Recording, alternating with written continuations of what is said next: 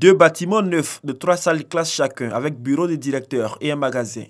Cet ouvrage est de la mairie de Boundiali pour les enfants du quartier Bélé de la commune.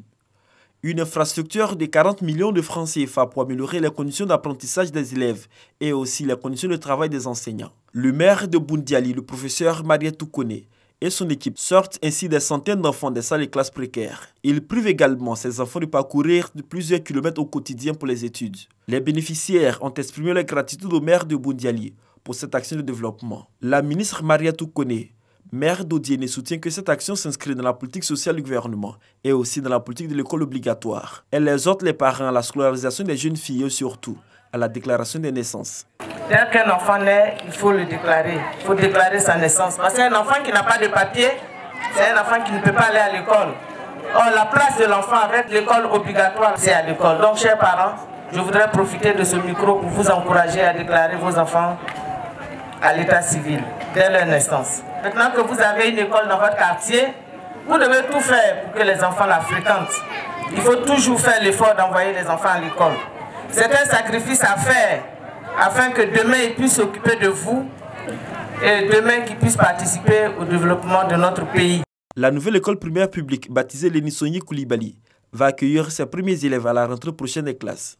L'éducation, la santé, l'eau potable et l'autonomisation des jeunes et des femmes sont les axes principaux de la politique de développement du conseil municipal de Boundiali.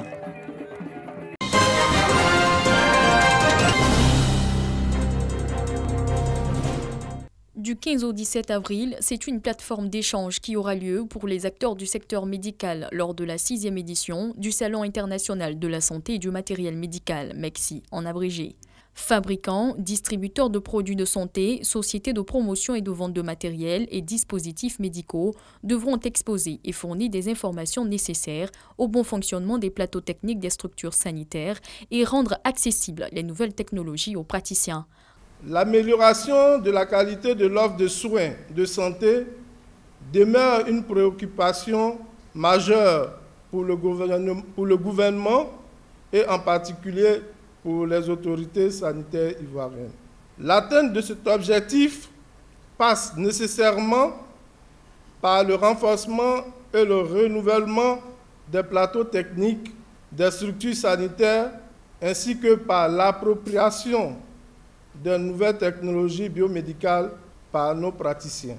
Pour ce faire, il est important que les acteurs impliqués dans les opérations d'acquisition et de maintenance d'appareillages médicaux, techniciens comme utilisateurs, disposent d'informations actualisées sur les équipements. 10 000 visiteurs sont attendus à ce salon qui enregistre une centaine d'exposants, dont la Turquie, pays invité d'honneur. L'amélioration de la qualité de l'offre de soins de santé passe également par la qualité et la maintenance des équipements médicaux, a expliqué le ministre de la Santé lors du lancement du MEXI 2020. Ce n'est pas pour rien qu'il y a ces grands salons, c'est tout simplement pour donner à la population des chances de se soigner, des chances de vivre plus longtemps, pour goûter au plaisir de ce développement. Le comité scientifique propose lors de ce salon international des thématiques telles que la disponibilité des soins de qualité ou encore l'e-santé appliquée au diagnostic et au traitement.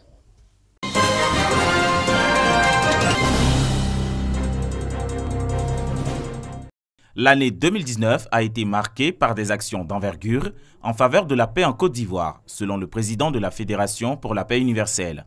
L'institution a mené plusieurs activités, entre autres le renforcement de capacités, des séminaires, des rencontres avec des leaders politiques, des guides religieux, des ambassadeurs et chefs traditionnels en vue de garantir la cohésion sociale dans le pays.